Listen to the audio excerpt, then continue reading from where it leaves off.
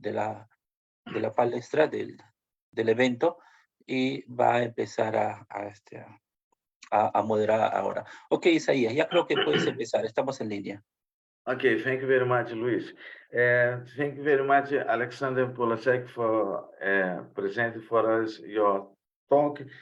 Before it, I would like to say that our network is, the members of our network are some universities, as Luis told for us.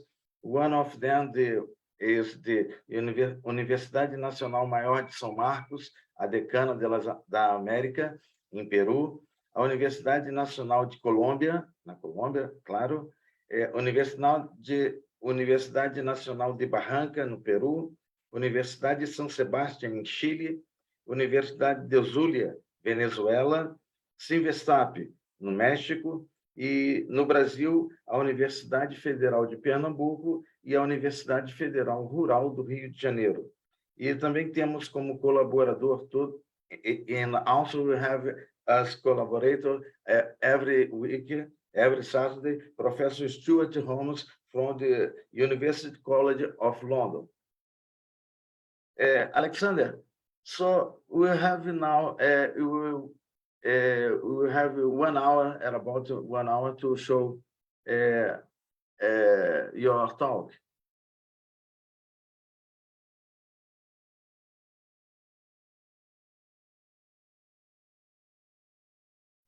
Did you try your? Yeah, I'm sure I will share my. Yeah, sure. I will share my screen, and yeah, sure. Can you see the? No, it's coming. presentation? No, it's good. It's not Okay. in the. It's not. It's not. It's not in the. How can I say? It's not in Presentation mode. presentation mode. Yeah. You need to put it in presentation mode and after share with us. Can you see when I change the slides? Yeah. I'm changing the slides in this. Have you seen this? No movement. No movement. Yeah, I have a problem. Yesterday at night, I gave a presentation, and I couldn't do it in the presentation mode because there was no movement. But there is no problem. You can move one by one, or not. No, if I put like that, you can see movement. Yeah.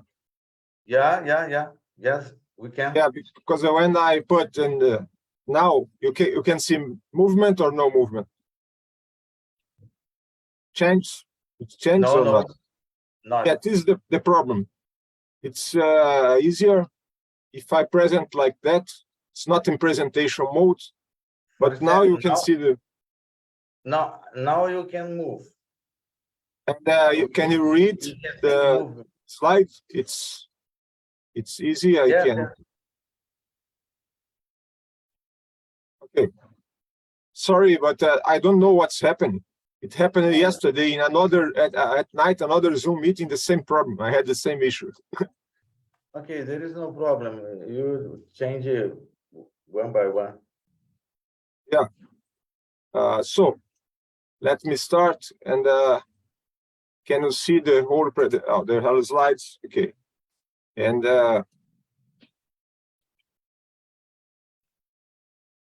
just a moment. No problem. Take your time. So just a moment, please.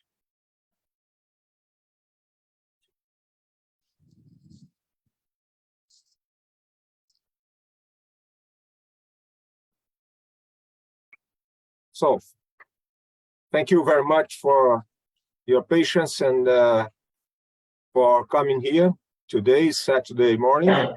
And I will give you a brief overview on the electric power applications of superconductivity. If you are having any trouble to see the slides, if you cannot see this very well, please tell me, and if there is any issue with the slides. And Okay. I work in the electric power research center. In Brazil, it's the main electric power research center in the South America. And we have the largest laboratories for high voltage and short circuit tests and other labs. And I will give you today just an overview on applications. It's more conceptual.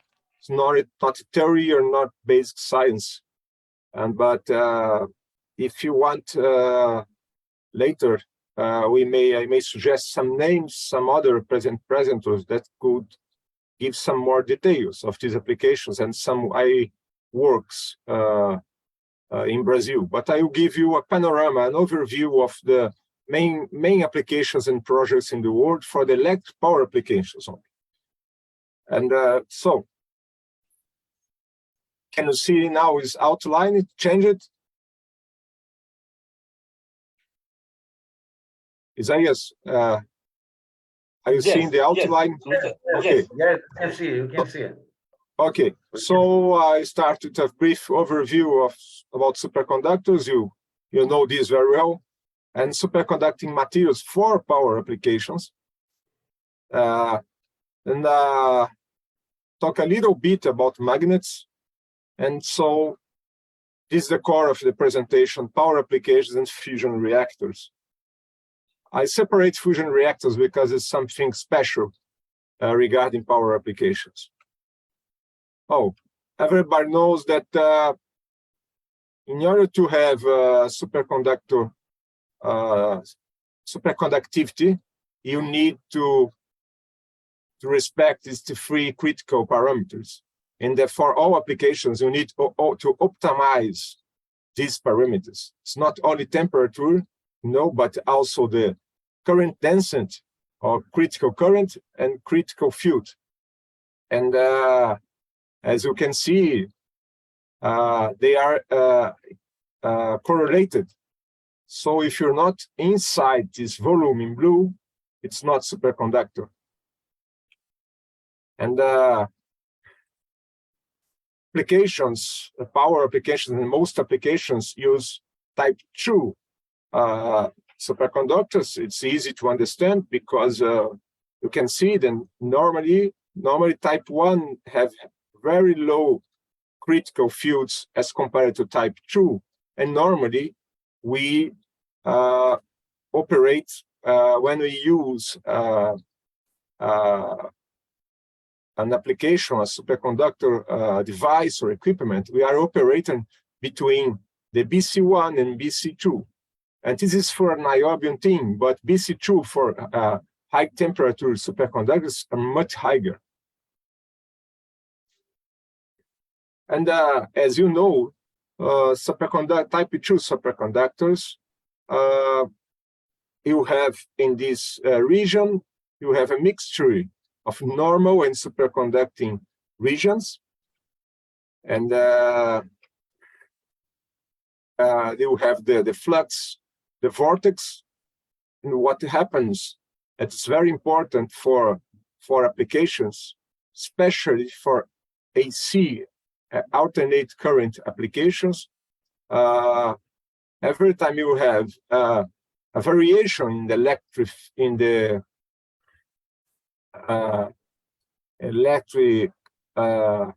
the magnetic field, I mean, if you have a variation in the magnetic field, you generate electric potential.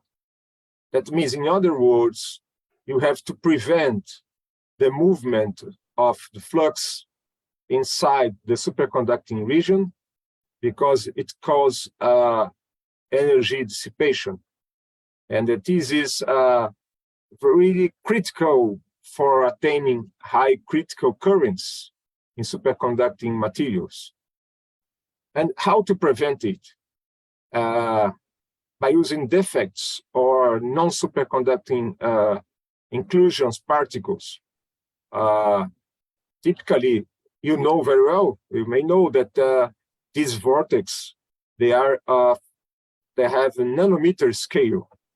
So this is the case of high temperature superconductors, but it happens also in low temperature superconductors. You need either nanometric particles or defects to pin to achieve the flux pinning. And they can be ex situ, they can be introduced in your material or generated during the processing. And this is just a comparison of two kinds of the morphology of particles. These particles are not superconducting, and so the flux will be trapped in these particles. An homogeneous distribution of particles with a suitable size is needed, and it is the main way of achieving high currents under high fields. The morphology also of the particles has a big influence. If you have either spherical particles or columnar defects, there is a lot of difference in the interaction between vortex and the particles, and some of you are experts in this field and may understand this very well. And here, the evolution of superconductor materials, and most of electric power applications. Sorry, there is any question?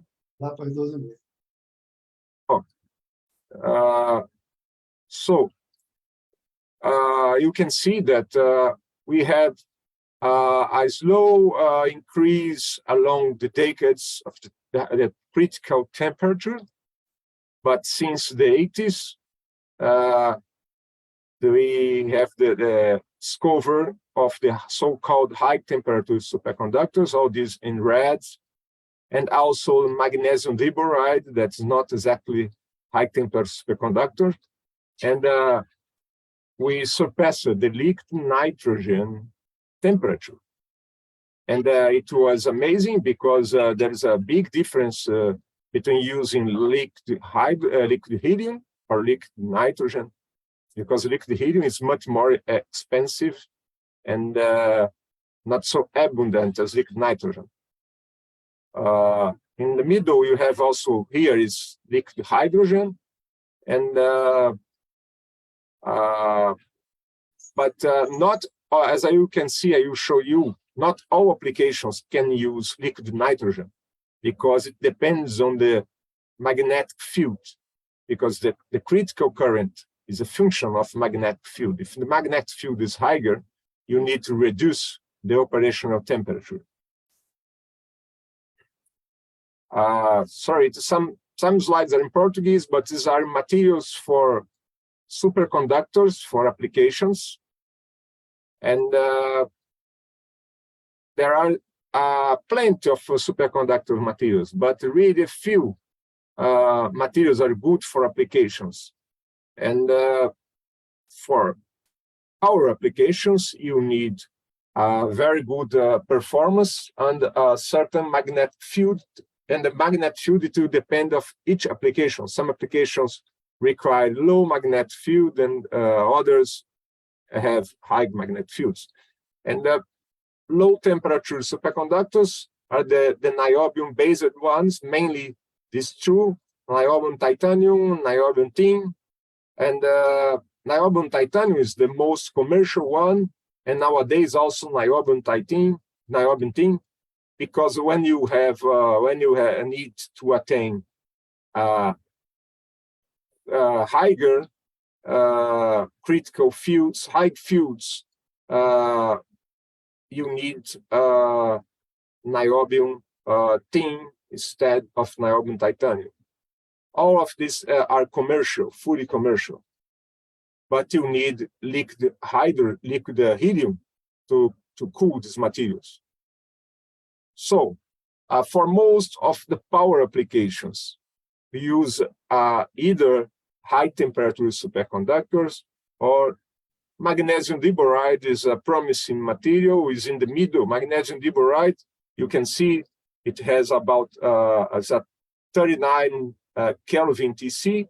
It's not exactly a high temperature superconductor. Some physicists, some people consider this as a low temperature superconductor with but what's the difference? That when you have magnesium diboride, you cannot use liquid nitrogen. Liquid nitrogen is 77 Kelvin, but you may use gaseous helium gas.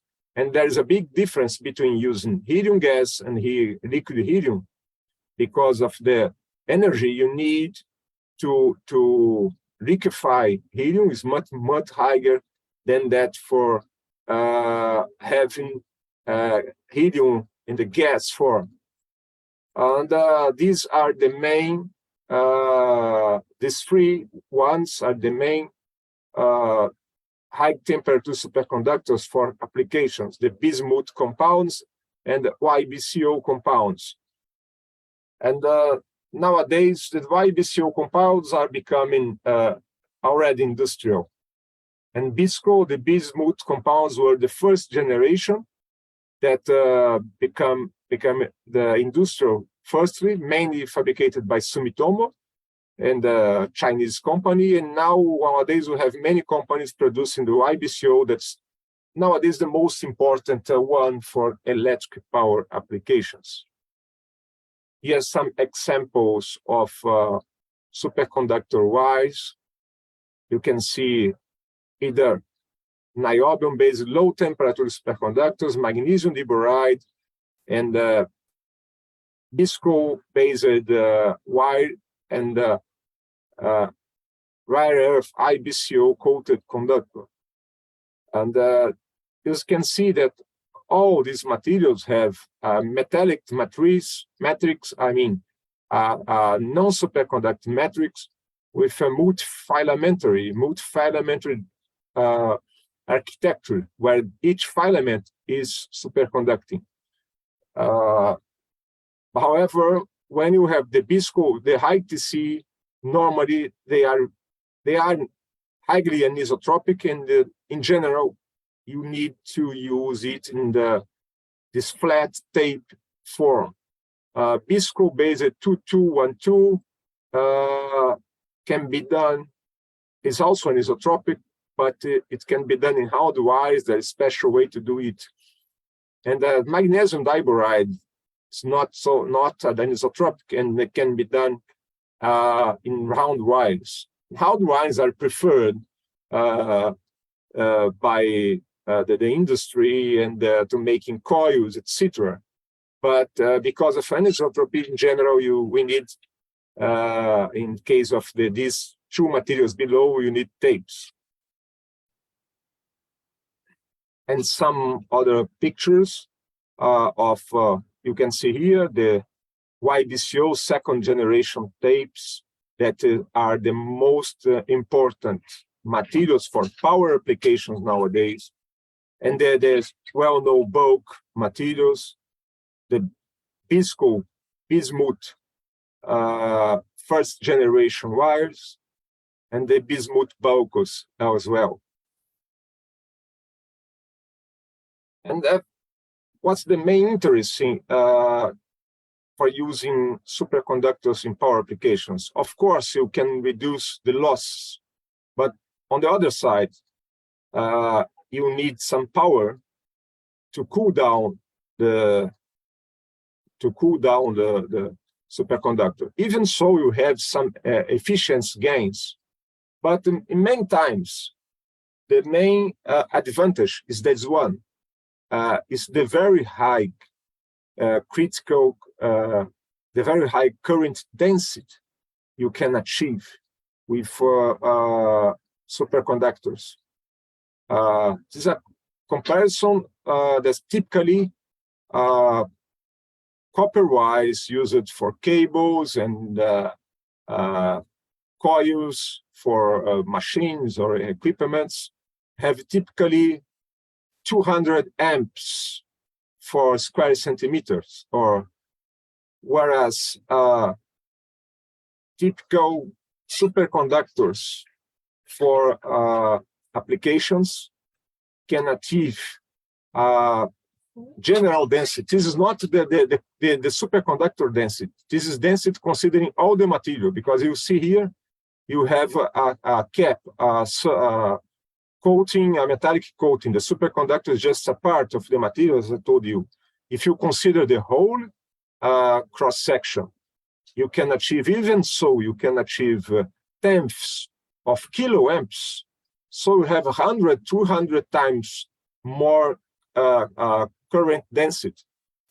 It means you can have much more compact and lighter equipments and device, and it brings a lot of advantages. However, as I told you, these high temperature superconductors are very anisotropic, and the current density is a function of the direction. You will need to align the alignment, the texturization of the material. You have the weak links. Nowadays, the second generation tapes, this problem has been overcome, but the weak links used to be a big problem high temperature superconductors, but nowadays it has been mitigated. It's the problem that the critical current, or the critical between the intergranular critical current is much lower than the intragranular critical current. So we need connectivity, high connectivity, and densification of the material.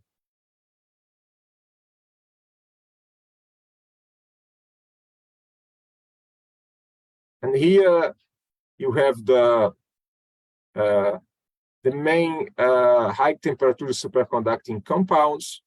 But as I told you before, the yttrium and bismuth based ones are the most interesting for power applications. And the visco are nowadays called as first generation wire, and YBCO second generation wire. And what's the difference? That's the YBCO wire and visco wire. Both have good properties and very high JC.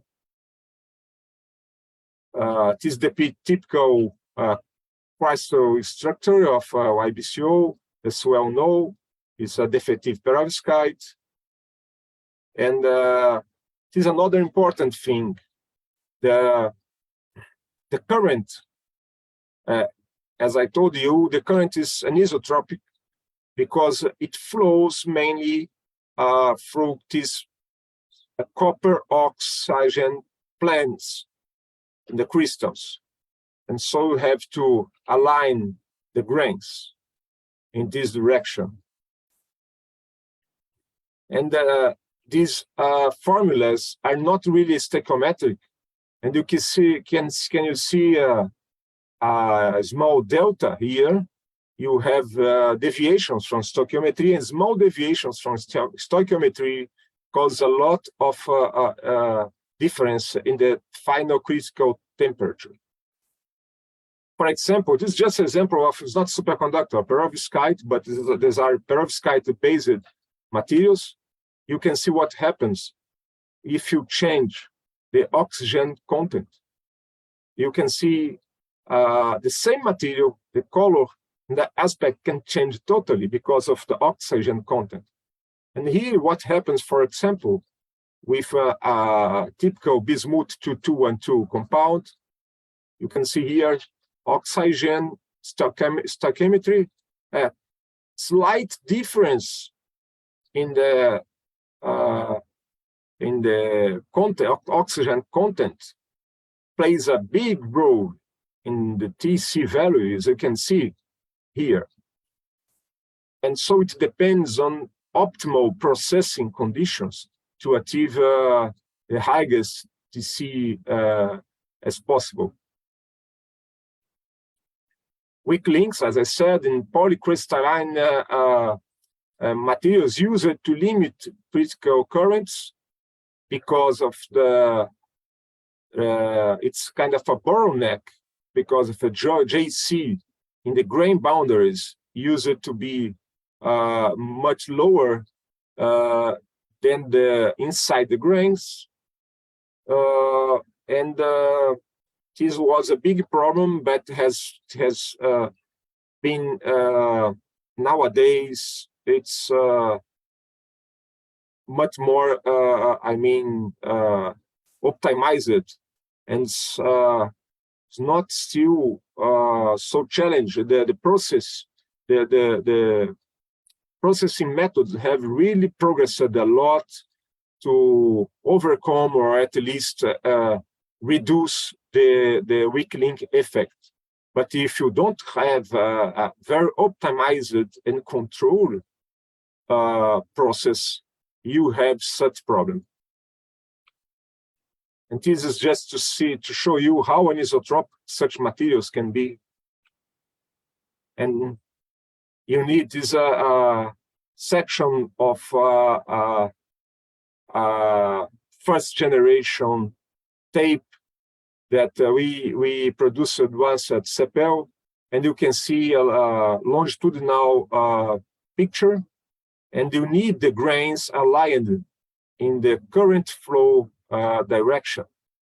And here the example of the one gray, that are plate-like grains with a high aspect ratio, or high anisotropic morphology. And this is just to show how complex are the phase equilibrium of such materials. And I studied my PhD thesis, and just to give you a picture and how complex it is, and how the process must be really strength controlled. And here's the architecture of a typical second generation YBCO tape. It's very different from the others, as I told you. I showed you that most of superconducting wires have a conventional metallic matrix with filaments of superconductor. However, in the case of YBCO, you have a multi-layer architecture. It's analogous, similar to semiconductor compounds. And you use normally processing techniques that are adapted, that are basically similar processing techniques that were once used for producing semiconductor materials. However, the big difference is when you make a semiconductor material, like a silicon wafer, you don't need a kilometer. It's not that big. The big challenge here is that you need to make very long tapes, kilometers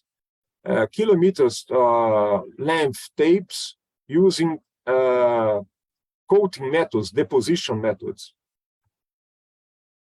Oh, here is a comparison. Why I'm talking a lot of second generation tapes? Because as compared to first generation and to all other superconductors, even the low TC and MgB2, YBCO is the material that has the best behavior under high magnetic fields. You can see here the critical current.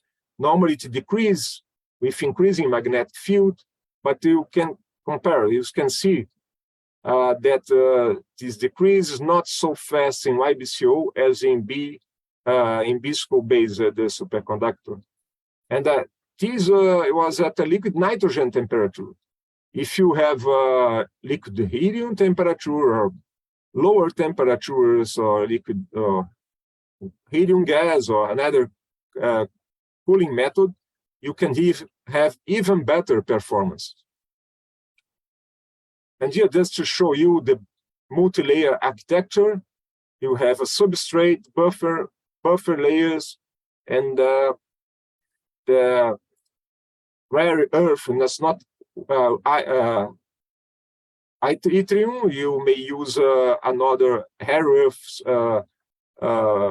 elements, and a cap layer to protect and stabilize the superconductors can be made by copper, or you can have, and you have a conductive silver layer between the copper and the small thin films. It's a multi-layer of thin films, and you see that it's typically 100 microns wide.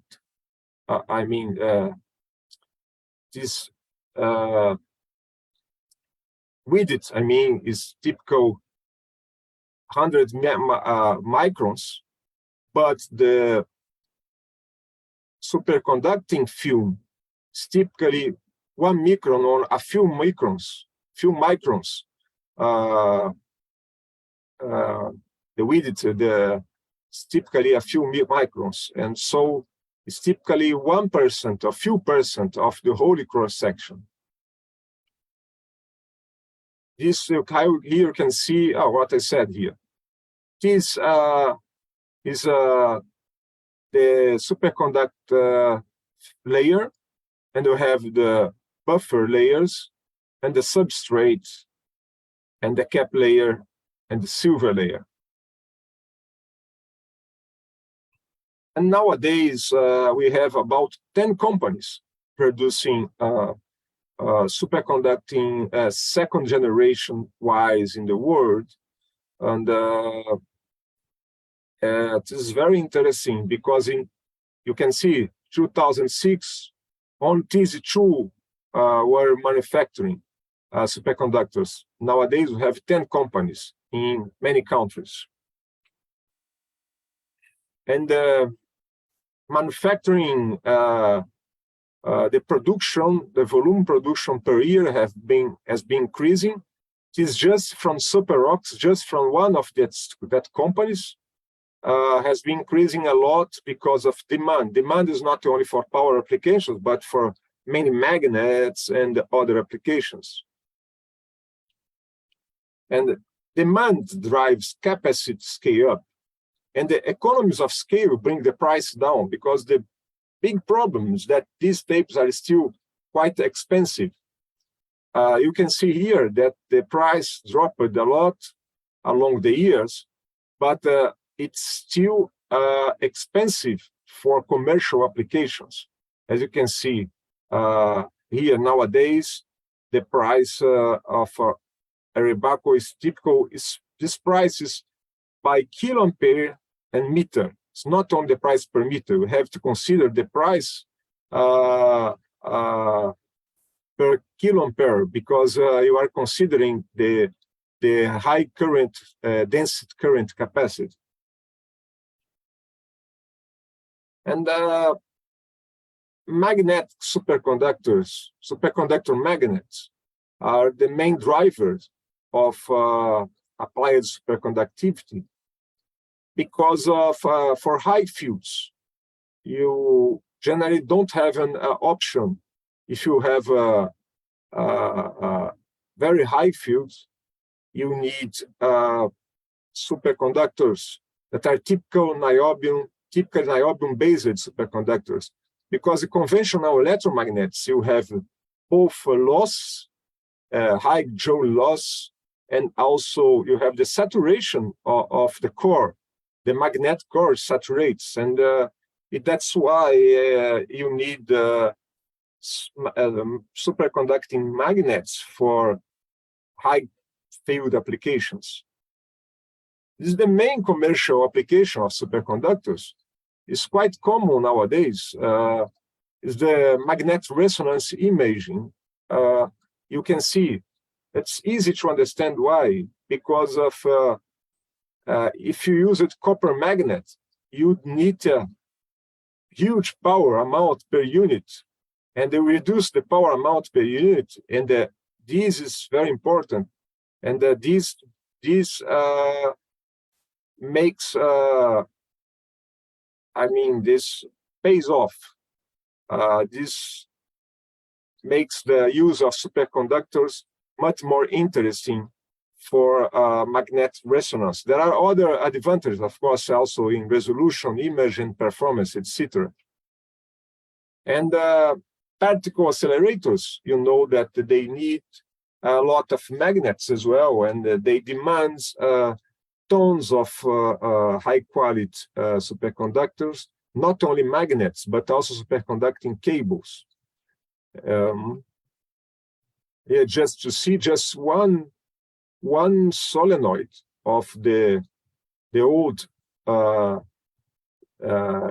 LHC, the Large Collider, you can see the size of this, and it was not the biggest one. The biggest one was the Atlas, is much higher, and you can have currents of tenths of kiloamps in the current feeders and the magnets. Here's another example of a completely different example, just to show you this interesting field where you need also very high currents. Is industrial application. This is the first industrial application of a superconductor. Is the use of bus bars. This is short bus bars of some tenths of meters or hundreds of meters, but in some in industries, you need very high current, for example, in chlorine production and aluminum production. And this was developed by the Karlsruhe Institute of Technology. There's 3S components are installed in the industry for chlorine production, I think. And nowadays, in this project, they achieved 20 kiloamps in the superconducting bus bar. And the superconducting bus bar is much more compact than the copper bus bar. In just 25 meters, you don't need for these applications long lengths. It's very nice. It's easier to make it in small lengths. Nowadays, they have another project where they are going to achieve 200 kiloamperes in a bus bar. This is amazing. And remember, this kind of a DC application, as I told you before, we have AC and DC. In DC applications, you have no losses in the superconductor. But in AC applications, you have some losses because of the movement of the flux of the magnetic flux or magnetic vortex. These losses, of course, are not so high as in the copper wires, but they must be controlled not only because of efficiency, but because this loss also they heat the superconductor. You demand more cooling power because of AC losses. But in this case, if you have a DC applications are very nice because you don't have this problem. And here I will give you a short overview of the main electric power applications. This is a technical readiness level scale that measures the maturity of any technology. And high TRL means that we have almost a product. And you can see here are the main, I will increase here, you can see now, you have the main applications. In general, cables and fault current limiters, mainly the resistive type 1, and the motors and generators have been the most successful applications for the power sector.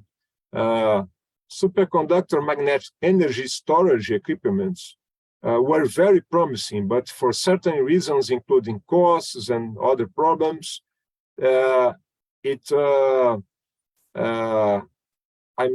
nowadays there are few projects in SMES, and it's not going to be commercial, at least in the short or medium term.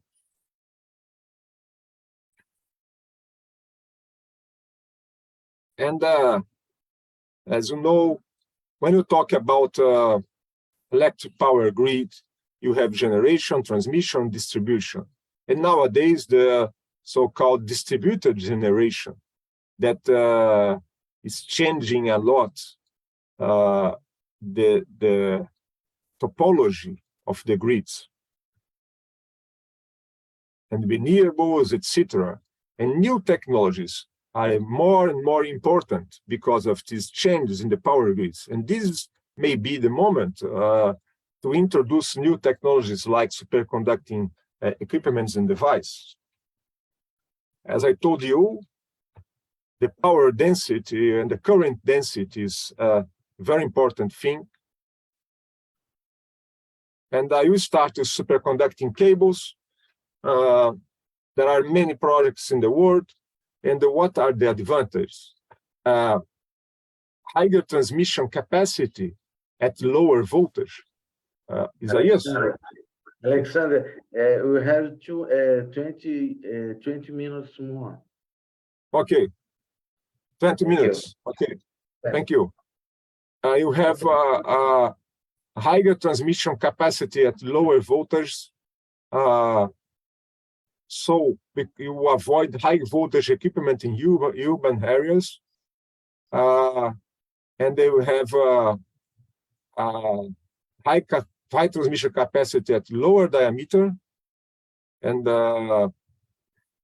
free phase in one cable up to high. It's possible to put the free phase in just one cable. It depends on the geometry, on the architecture.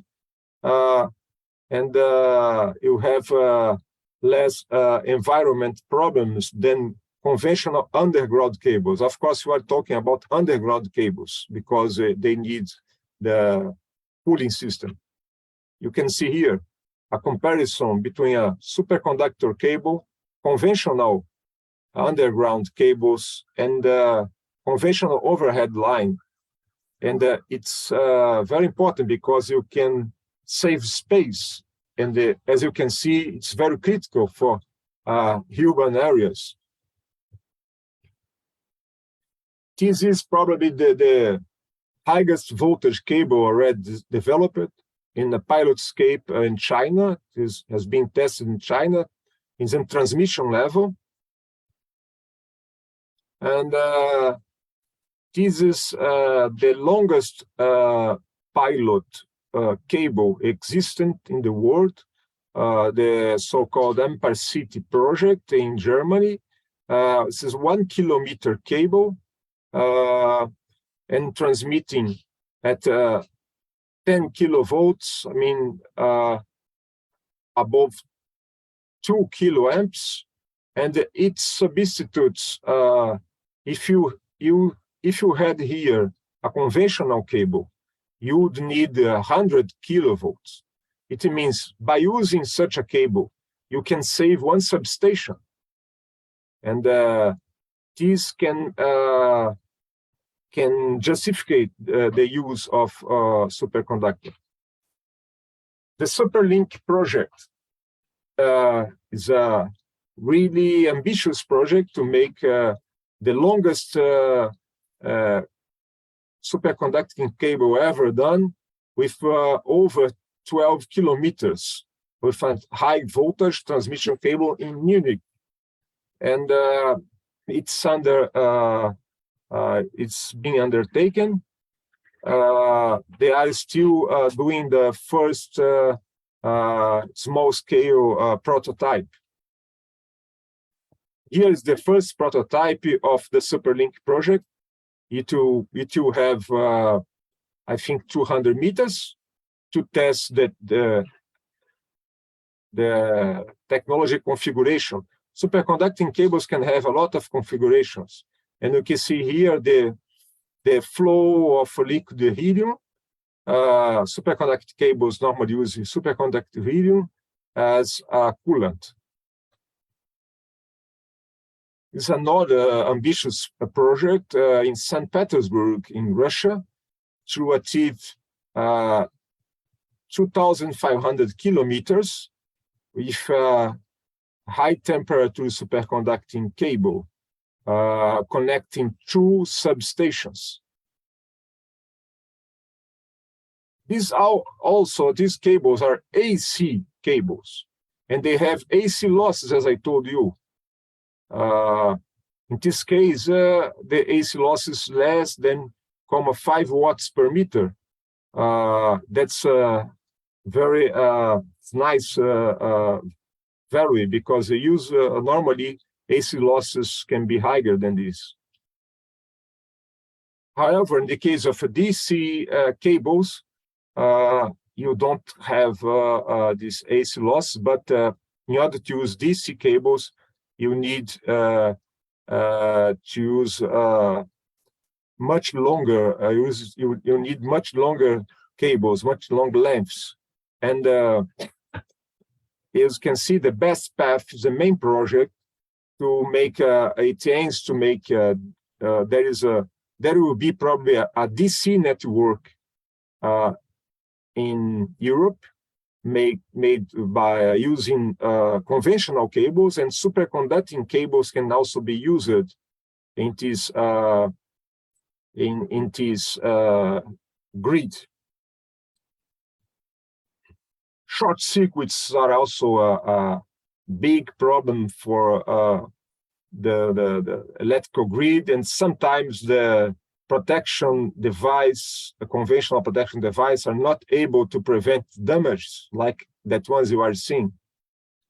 And so fault current limiters are also a very promising application. Here I'm just showing you the most simple and most common one. There are also other kinds of fault current limiters. The idea is that if you have a superconductor in series with the line, in line with the grid, during the normal operation, the impedance is very low, it's negligible. And when you have a short circuit, it quenches. And in milliseconds, you have a transition from superconductor to resistive material. What happens is this: the red curve shows the short circuit without the fault current limiter. In the blue curve, you can see what happens when you have a fault current limiter. And it's very nice because you have here a circuit breaker, but it will protect the circuit breaker, because if the red curve is above the circuit break capacity, this will happen. So this idea of fault current limiters is, if the short circuits are increasing in many places, and you don't have to substitute or recapacitate the road substation, you can use a fault current limiter. These were some tests we done in CEPEL with some bulk components. Also, we did it with tapes, and limiting fault currents in liquid nitrogen. This is one of the biggest fault current limiters exist in the world. There is one in China of this size, one or two in China of this size, and this one in Russia, in Moscow, 220 kilovolts. And you can see here the three cryostats. Each phase is inserted in one cryostat. And the idea is that, just a moment, please. So, can you hear me? Yes, we can hear you. Yeah, go ahead. Yes. Here is just to show you how it is installed in parallel. Here you have an air core reactor. That's a conventional fault current limiter. They put the superconductor limiter in parallel with the air core reactor, because if you have a problem with the superconductor, you can use the air core reactor as a fault current limiter. And some tests, you can see the red curve without the fault current limiter, and the limitation is amazing, the limitation of the fault current using the superconducting fault current limiter. and also voltage tests, high voltage tests to test the insulations. Another critical point, all equipments for high voltage require high voltage tests to test because the insulation is critical. If you don't have a good insulation and insulation for cryogen temperatures, you won't work. These are the main field tests of resistive type SFR. As I told you, there are other kinds of fault currents, limiters, but nowadays resistive ones tends to be dominant, but you may have inductive ones as well. Most of them are medium voltage level, but we have a few already at the transmission voltage level, I mean above 100 kV. Rotating machines is another, how many time I have, Isaias? How much time I have? You have 10 minutes. Oh, okay. Rotating machines had a quite very promising area for application. There is a lot of different topologies of rotating materials. Synchronous superconducting materials, the most common, but you may have inductive ones and hysteresis one also. But just to show you how the superconductors, this P is power. Power is dependent of the magnetic field on the current density and on the other factors. And if you can increase with superconductors, you can increase the magnetic field because you can have a much more dense magnetic field because of the high current densities. And so you can have higher current density, higher magnetic field. And partial or complete removal of iron core. And you can increase torque and power density, reduce size and weight, and lower wire resistance. Rotating machines have advantages only above a certain critical size, your rating. And you have improved thermal properties. For second, if you use second generation, as I told you, have much improving field critical current density. Here is some examples of famous prototypes, large-scale prototypes of rotating machines. I mean, rotating either motors and generators.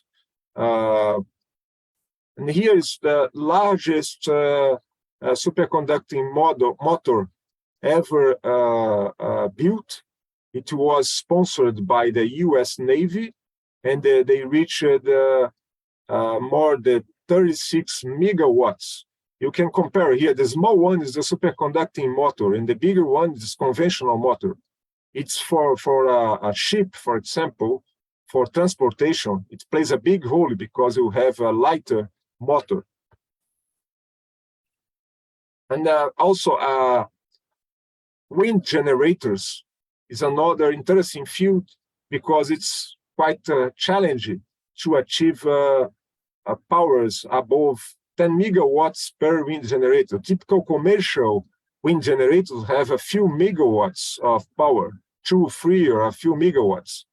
And if you have a superconducting generator, it's much lighter, and it's easier to have the structure. You have a lighter structure of the same size of the small power conventional one. You can increase the power without increasing the wind generator. Here's the first real scale wind generator, superconducting wind generator installed in the world in Denmark. 3.6 megawatts is operated in the coast of Denmark. It is a very interesting project, the Echo Swing project.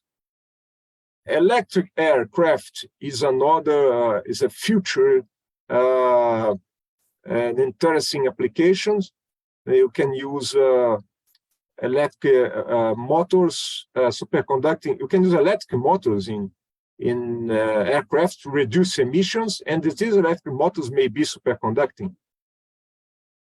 That also is still main challenge to achieve rotating machines because of the costs of the wires, design issues, reduce the AC losses. In the case of motors, it's very critical because in the case of motors and generators, you have higher fields than in cables and fault current limiters, and etc.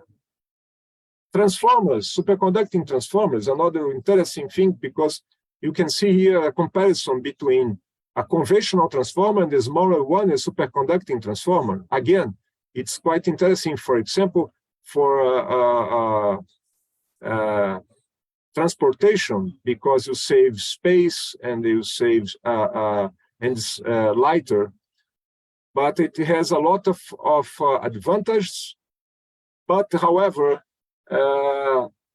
nowadays the progress in this area is not that big because of there were a lot of problems that are not yet resolved, as the AC losses, and you have to recover after short circuit under load. You cannot disconnect it after the short circuit.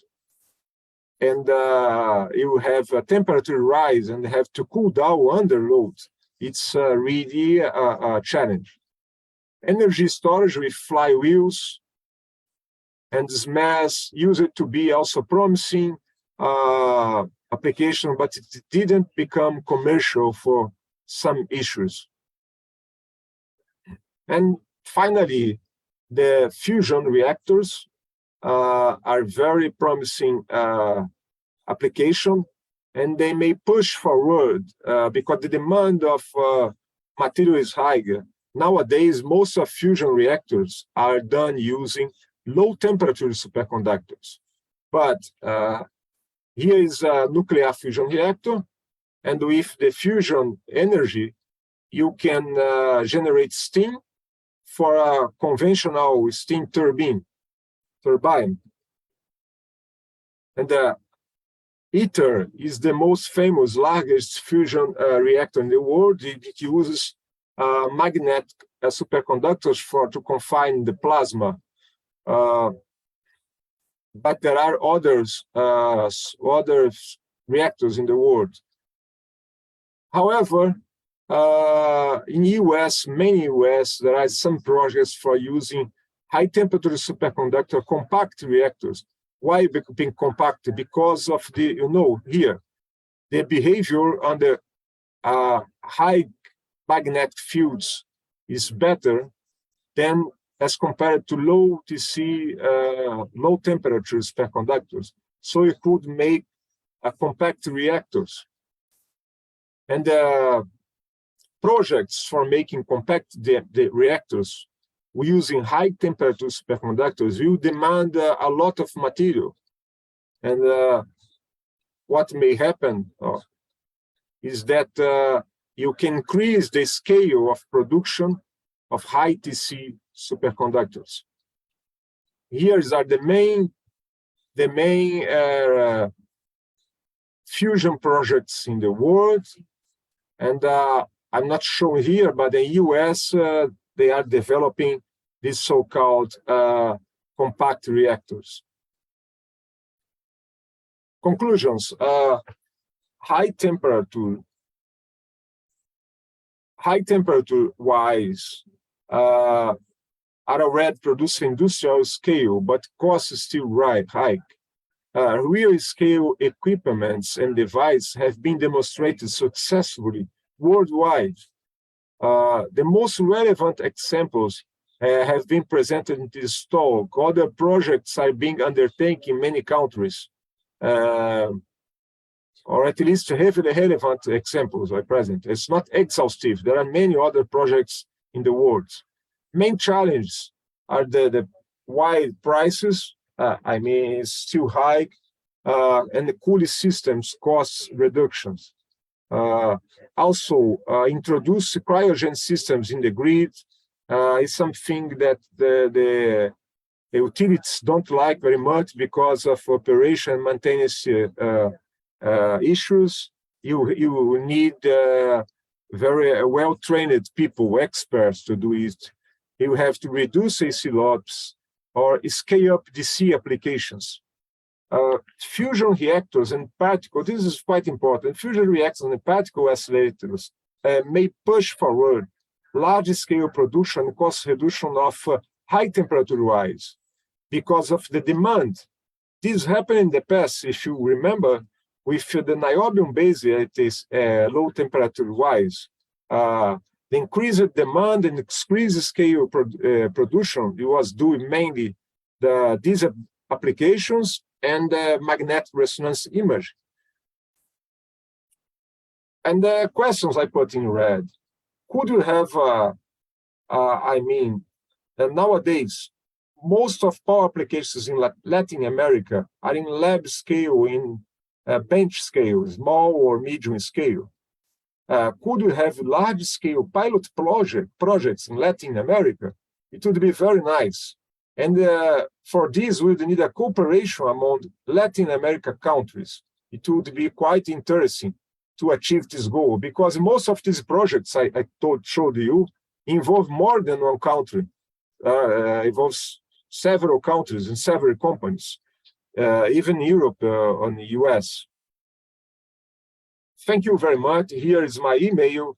You can contact me anytime if you have any further question. And I thank you very much for your patience and your attention. Thank you. Thank you, Alexander. Thank you very much for accepting the invite, and thank you so much for your excellent talk. Now we do the section of questions. I will call the first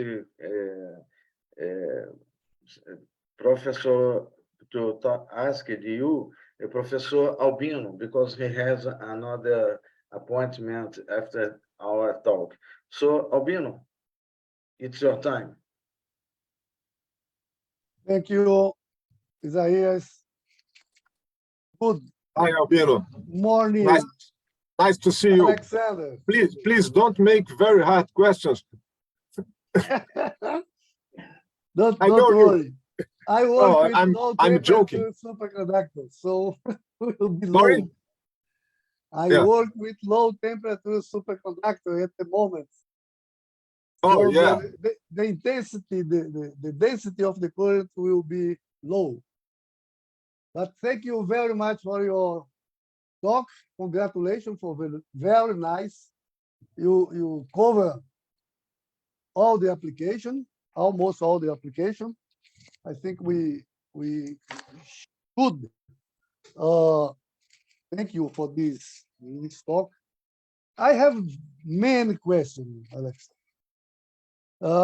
Some of them you already answered in your last transparency or slide. Sorry, because we old guys, we use the transparency, not slides, so still talking transparent.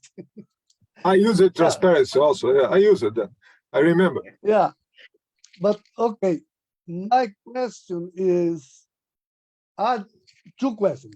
First, are there any fusion projects in Brazil using high TC superconductor? Do you know if? I mean, huge. I mean, large project. You mean? Yeah, for fusion. For fusion. Yeah. Oh, that is a good question, Albino. I learned there are 3 projects, but I have to look for more information. I really don't know, don't have the details, I think, but they are not large ones. I think they are small scale ones, but it's interesting. One is in the University of São Paulo, one is in Espírito Santo, and the one I'm not sure if it's, I think it's 2 are in São Paulo and 1 in Espírito Santo, I think. I have to look. And yesterday I sent a message to Professor Ricardo Galvão, the famous physician. I found that he's involved in one of these projects. but he's very busy now of the transition government, and I think he hadn't time to answer me in due time. But if I found some more information on Brazilian projects, I can send you. I would appreciate this. The second is Brazil has about 98% of niobium ore. Yeah? Yeah.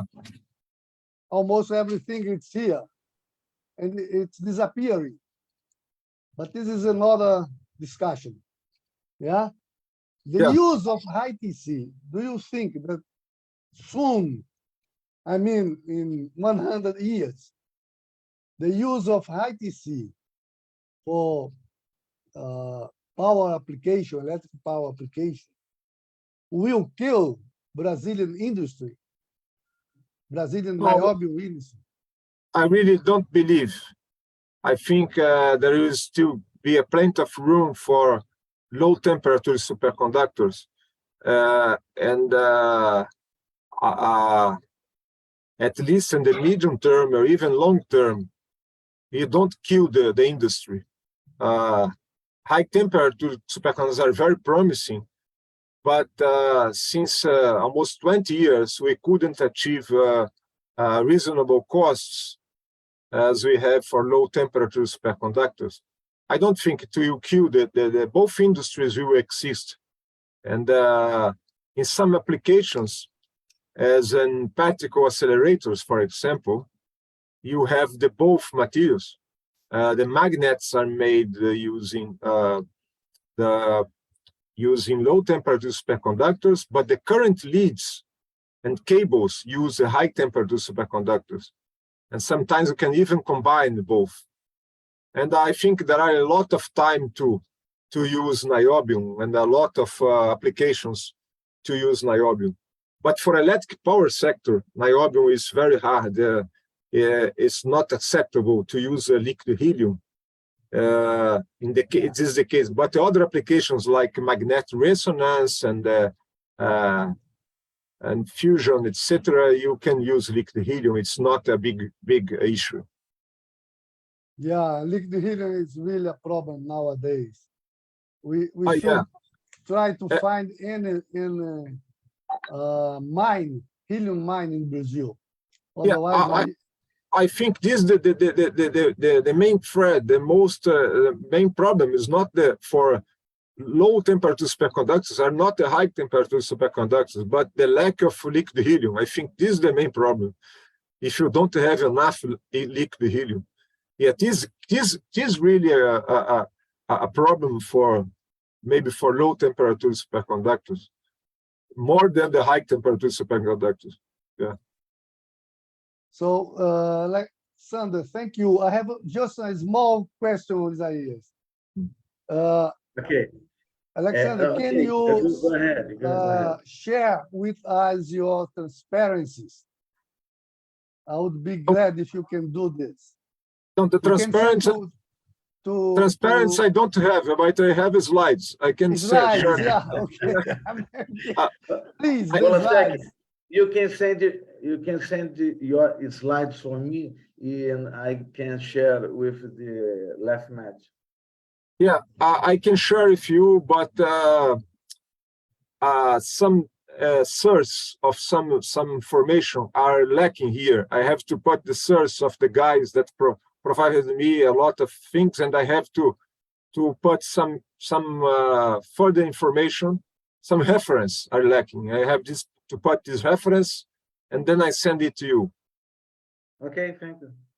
Okay, thank you very much. Congratulations for your talk, and nice seeing you so long time ago. Hope so. You look great. Congratulations. Thank you. Thank you. Bye. Thank you, Albino. The next question will be asked by Professor Luis Valadares, our General Secretary of the LAFMAT. Luis, go ahead. Okay, Alexander Polasek, muito obrigado por la palestra de hoy. Estuvo muy interesante, muy bien, muy genial la palestra. Yo tenía unas preguntillas. Primero, quería saber sobre los nombres. Presentaste que hay alrededor de 8 empresas a nivel mundial que ya venden estos cables superconductores y mostraste algunas chinas, 2 chinas, empresas que ya venden cables superconductores y Here, there are 10 sí, companies. sí, Yeah, 10 sí, companies. Yes, this in China is 2, put in the presentation mode. dos en China, ¿cierto? Yeah, it's very small. It's Shanghai, the Shanghai superconductor technology, and the other one is written Chinese. I cannot read, but I can look for more details if you want. Do you want the contact of these companies? Sí, porque eu estou planeando viajar a China agora en marzo. Y que quiero contactar para comprar unas muestras de cables superconductores y luego hacer esa experimentación. Yeah, one of these companies located in Shanghai. I'm not sure if the other is in Shanghai as well. Ahí hay tres compañías en China, ¿cierto? 3. Oh yeah, but as are so small, I cannot read the name of all of them. But I can send you the name of these companies. Yeah, cuando envíes, sería I can send to genial Isaías. Isaías can send you the. Yeah, but cuando sería genial si agrandas luego un poco antes de enviar los slides, ¿no? A Albino, sería si agrandas más esos chinos, esas empresas, sería genial para ver las empresas y tomar contacto con ellas, ¿no? Está súper interesante. Bien. So it's hard to see here. But I will send you I will send Isaías the information. Okay. Isaías, I can Excellent. send you. Okay. No, okay. I suppose increasing the slides, you can read it without problem. Tenía otra pregunta. For instance, in English. Otra pregunta también, Alexander. Usted mostró unos cables de bismuto que han sido feitos con powdering tube, creo, el método powdering tube. Unos cables, exactly. Unos cables ahí, las primeras transparencias creo que han sido, ¿no? Las primeras transparencias que muestra por ahí, exacto. These were done using the powder in tube technology, and nowadays, I mean, they were the first high temperature wires to be produced and used in large scale. But nowadays, just a few projects, I think, you still use this kind of tapes. And there were, I think, 2 companies producing. The main company that produce such first generation wires is Sumitomo in Japan. And there was also one in China producing first generation wires. I'm not sure if it's still working, but they were very important in the development of applications. Obrigado. Y la última pregunta, para pasar al resto de la última pregunta, o señor tiene alguna información, ¿quiénes venden o sensor squid solo? Squid alone, only the sensor squid alone, not with a whole magnetometer, only the squid alone. Any information? Oh, sorry. I'm really not an expert in electronics applications, but I know some experts. I can ask for this. You want only the squid alone? I mean, one squid sensor, alone. Yes. Only the sensor. Yes, only the squid sensor, because we would like to do some experiments with only the squid sensor later on, because buying the whole magnetometer, the Dynacool, the MPMS, and so on, the quantum design is so expensive, more than $1 million US, $1.5 million US, depending on how how brand new is that and so on.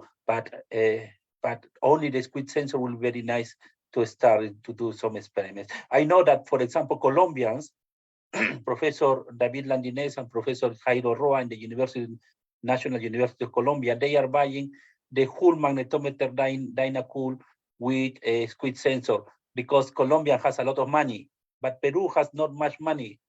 No, but we would like to start just buying some squid sensor. Okay. Obrigado, Alexander Polasek. Obrigado. Obrigado. De nada. De nada. Say yes. Okay, thank you, Luis. Alexander, the next question will be asked by Professor Stuart Holmes from University College of London. Professor Stuart. Thank you, Professor Polasek. Very interesting talk.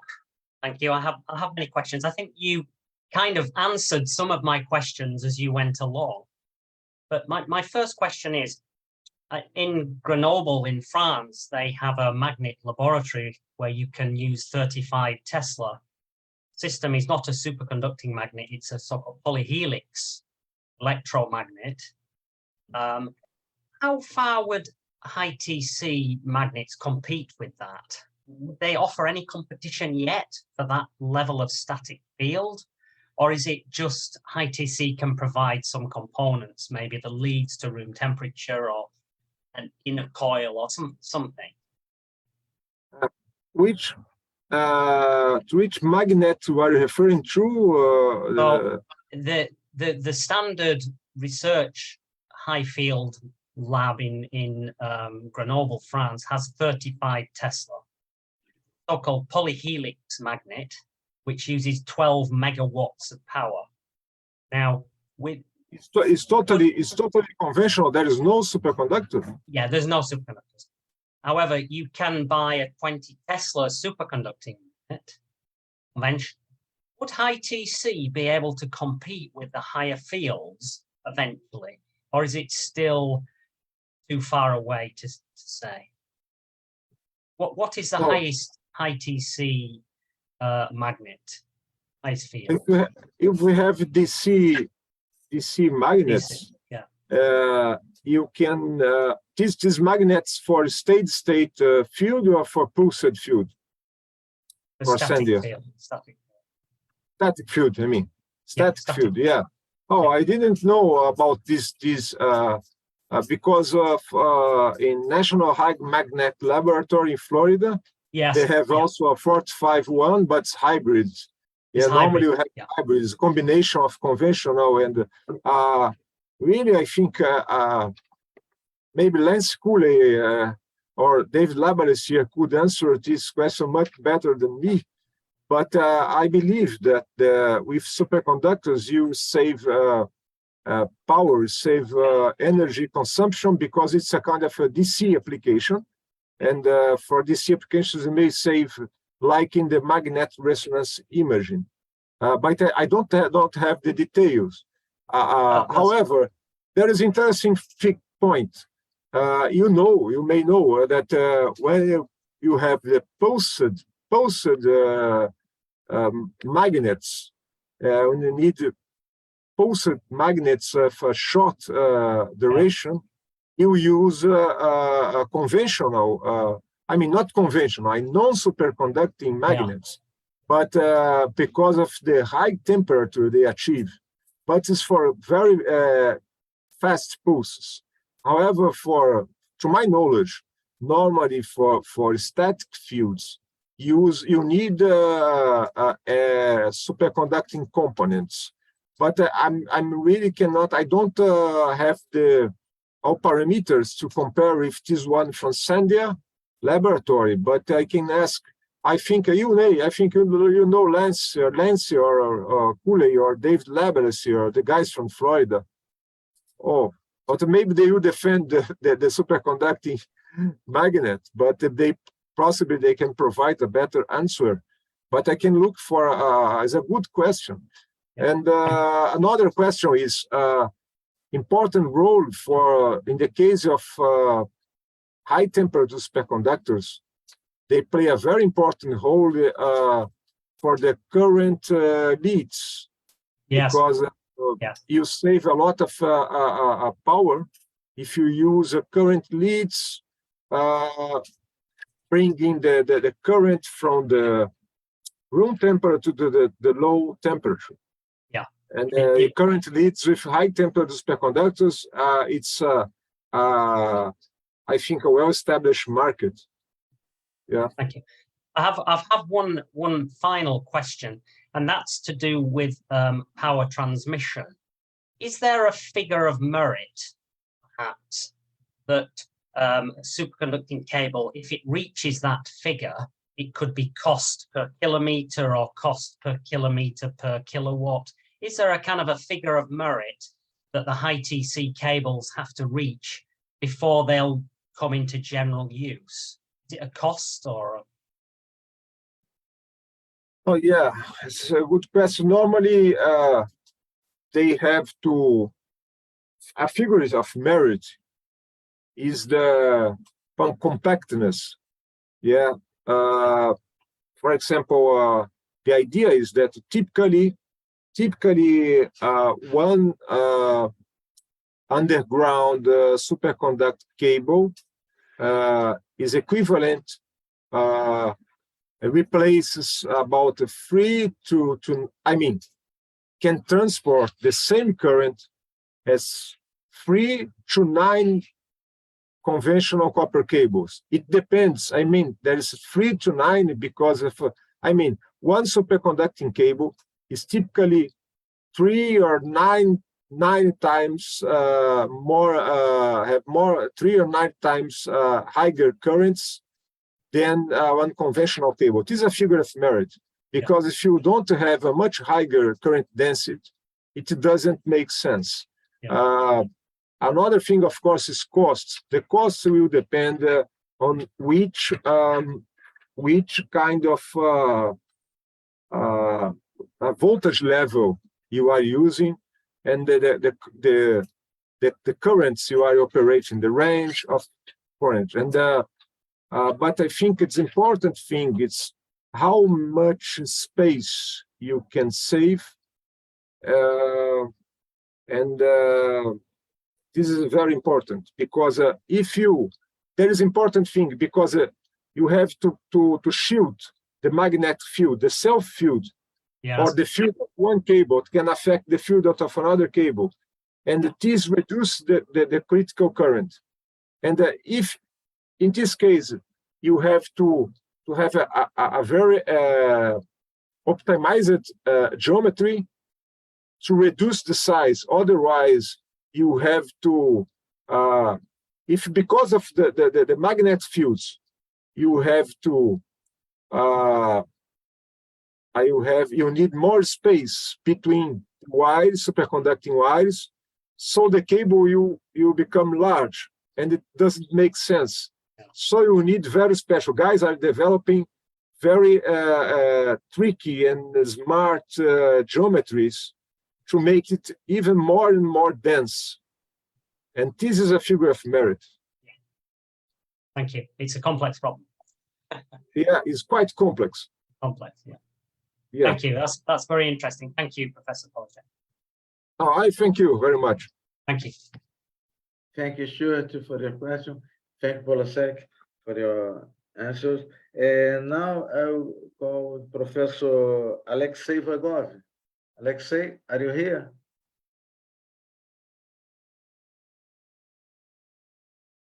Alexei? Oh. Let me try another Russian physicist. Mikhail, are you here? No, we have a problem with a Russian connection. Let me call another one. Arturo, are you here? Yes. Okay, Arturo, go ahead. Many thanks for your excellent talk, Professor Alexei. I have a question. Are conducting cables a cost-effective technology for long transmission lines? Sorry, could you repeat your? I was seeing a message from Albino here. Sorry, could you repeat your question? Okay. Are superconducting cables a cost-effective technology for long transmission lines? No, not yet, because of you have two issues. Yeah, one is when you have long cables, you need much more wires, and this becomes much more expensive. And the other problem is that the longer the line, the more cooling stations. You understand that if you had 100 meters cables or 200-meter cables, you can have just one cooling stations or one cooling station in each side. But if you have 100 kilometers, 10 kilometers cable, you need the cooling stations in between to keep the temperature. So you need more cooling power. However, this is an interesting question because of, possibly you don't have, in order to use superconducting cables, you may use also short cables may be helpful. You don't necessarily need very long cables. Why? Because if in the electrogrid you have a lot of bottlenecks, you have places where you don't have space. It's mainly urban areas or where you have environmental problems, and there's so kind of right of way. The right of way is the space you have available to install overhead line. If you cannot install overhead line, you need to use underground cables. Underground cables, even conventional, are more expensive than overhead lines. But so sometimes you have in space. Even let me show again a slide. It's explain. It can just illustrate what I'm telling you. The idea is you may have a hybrid line.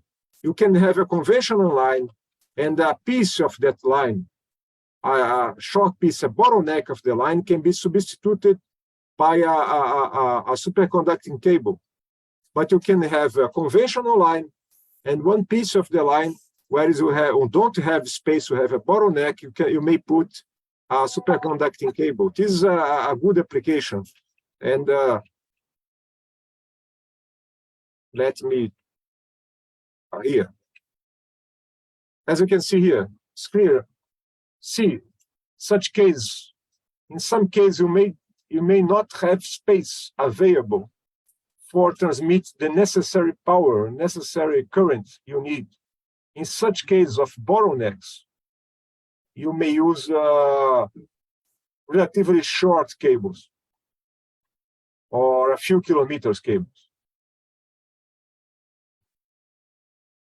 But really for long length, hundreds of kilometers cables is not cost effective. Not yet. Okay, many thanks. Thank you, Arthur Isaías. Your second name is very beautiful. What? Yeah, second name, yeah, Isaías, yeah. Arthur Isaías. Now the question, Professor Davi Landinez needs to left the meeting, but he has one question here. His question is, what is the current status in the production of second generation high-C superconductor in Brazil?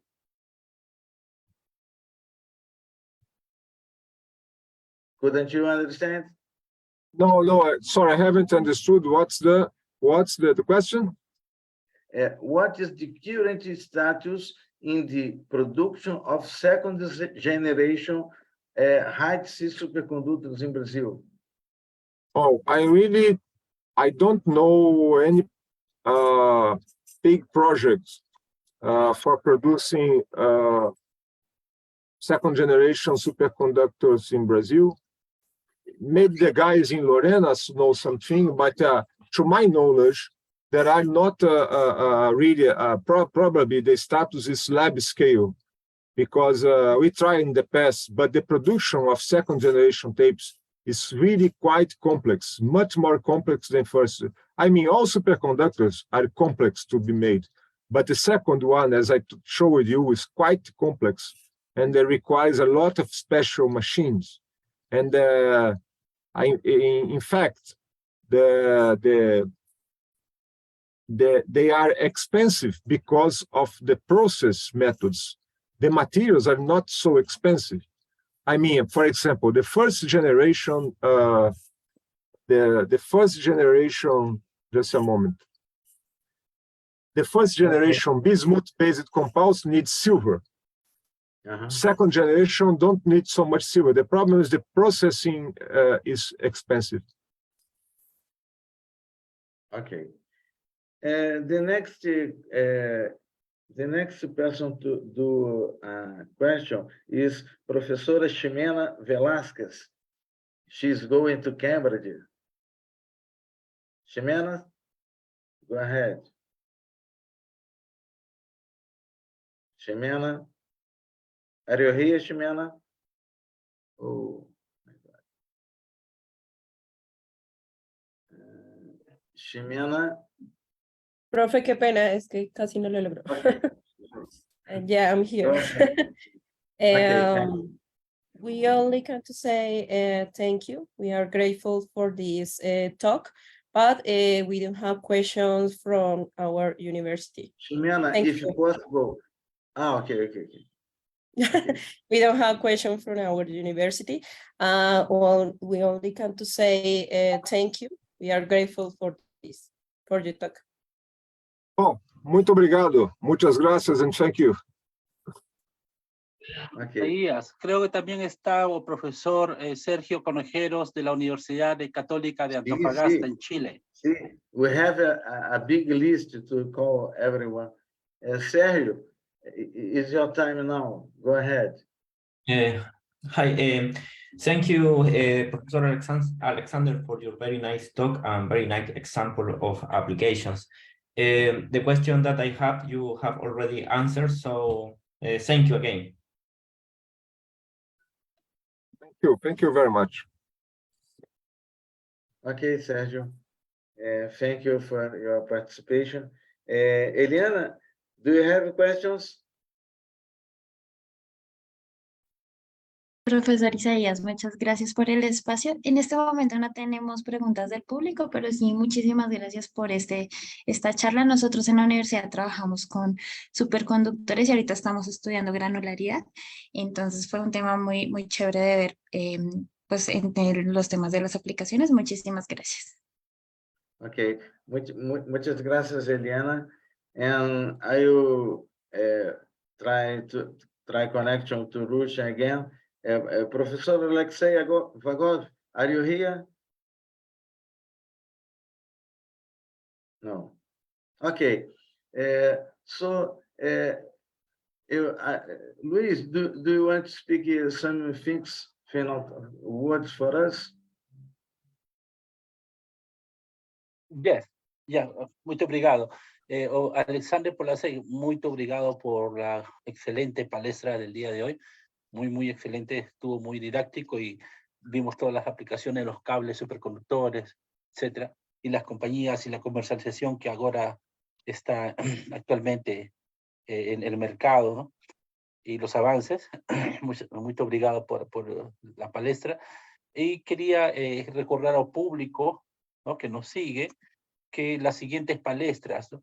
El día 17 de diciembre tenemos la última palestra del año, que estaría a cargo del profesor Carlos Santos de la Universidad de Sao Paulo. Alexander Polasek, usted está convidado de participar si desea el otro sábado como panelista para hacer preguntas si estima Thank you very conveniente. much. Thank you very much. Sí, entonces es el sábado, entonces profesor Carlos Santos de la Universidad de São Paulo, en Brasil. Y el moderador, el otro sábado, sería el profesor Albino Aguiar. Luego tenemos interesantes palestras para el 2023. Vamos a tener un receso, unas vacaciones hasta enero. En enero nuevamente tomamos luego de las vacaciones, según quizá el 21 de enero, podríamos tener, no está asegurado aún, ainda, pero podríamos tener la palestra del profesor Jason Robinson, que es el Head of the Department of the Material Science in the University of Cambridge. He convidado ontem, pero va a responder la invitación más adelante, no está seguro ainda. Luego, lo que está seguro es el día 28 de enero de 2023, la doctora Perla Cecilia Meléndez González, de la Facultad de Física, de Ciencias Químicas, disculpen, de la División de Posgrado de la Universidad Autónoma de Nuevo León, en Monterrey, México. Su palestra va a ser a catálisis heterogénea nanomateriales, caracterización electroquímica. Y el moderador será Felipe Mundaca, de la Universidad de San Sebastián, en Puerto Montt, Chile.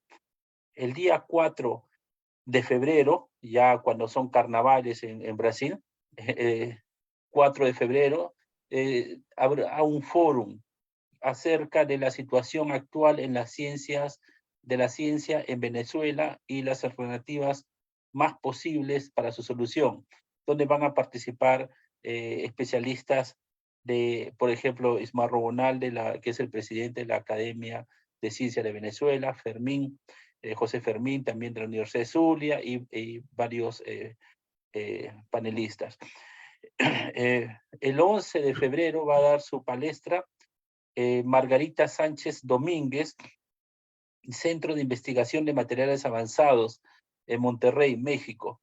Ella va a dar tres mini charlas que serán sustratos, CERS para electrodeposición y reemplazo galvánico, síntesis de superestructuras por microemulsión bicontinuas con electrocatalizadores y sustratos CERS, y nanomedicina.